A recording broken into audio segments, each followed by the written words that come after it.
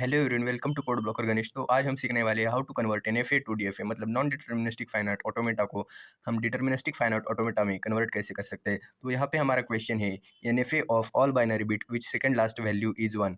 और यहाँ यह है हमारा एनएफए। तो हमें एनएफए को डीएफए में कन्वर्ट करने के लिए हमें इसका सबसे पहले ट्रांजिशन टेबल निकालना होगा।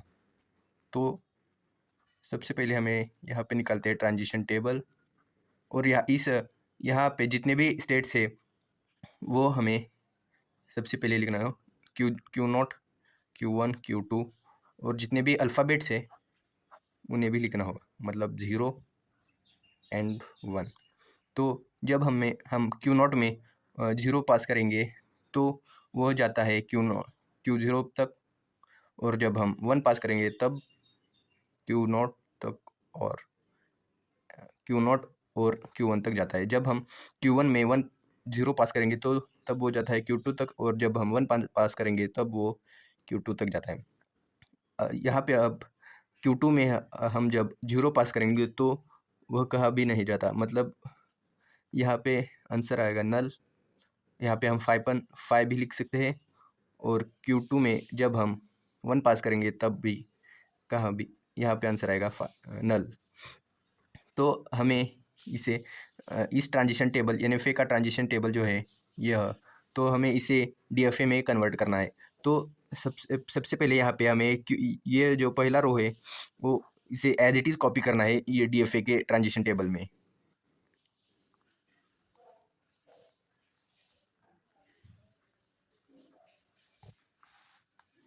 सबसे पहले यहाँ का रो एज इट इज़ हमें कॉपी करना है। Q0 0 और and 1, Q0 Q0 and Q1। तो यहाँ पे हमने Q0 Q0 का तो यहाँ पे हमने Q0 को यहाँ पे Q0 है और Q0 Q1, तो यहाँ पे हमने Q0 को एक्सपांड ऑलरेडी कर दिया है। तो हम अब यहाँ पे Q0 Q1 को एक्सपांड करेंगे, Q0 Q1। तो ये मतलब Q0 और Q1 की जब हम 0 और 1 पास करेंगे तब वो कहाँ तक जाता है ये हमें चेक करना होगा। तो इसे हम एनएफए के ट्रांजिशन टेबल में चेक कर सकते हैं। Q0 और Q1, मतलब Q0 और Q1 कहाँ पे जब हम इसमें 0 पास करेंगे तब वो Q0 और Q2 तक जा रहा है, Q0 और Q2। और जब हम Q0 और Q1 में जब हम 1 पास करेंगे तब वो जा रहा है Q0 Q1 और Q2, Q0 Q1 और Q2। तो यहाँ पे अब हमने Q0 Q1 को एक्सपांड कर दिया है। तो यहाँ पे और जो स्टेट्स है, मतलब Q0 Q1 को Q0 Q2, अब हम इसे एक्सपांड करेंगे, Q0 Q2।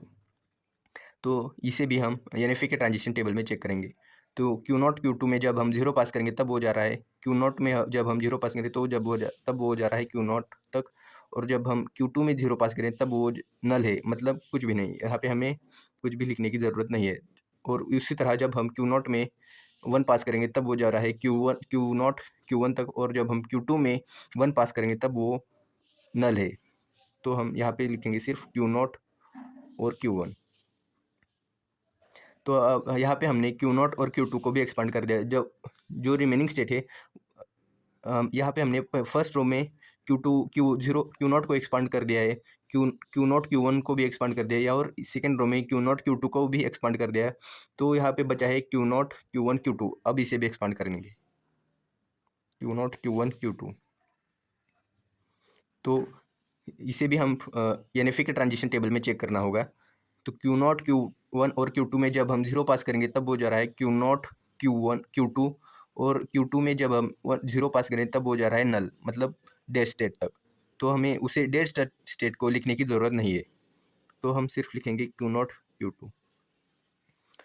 और उसी तरह जब हम 1 पास करेंगे तब वो जा रहा है Q0 Q1 Q2 तक, Q0 Q1 Q2।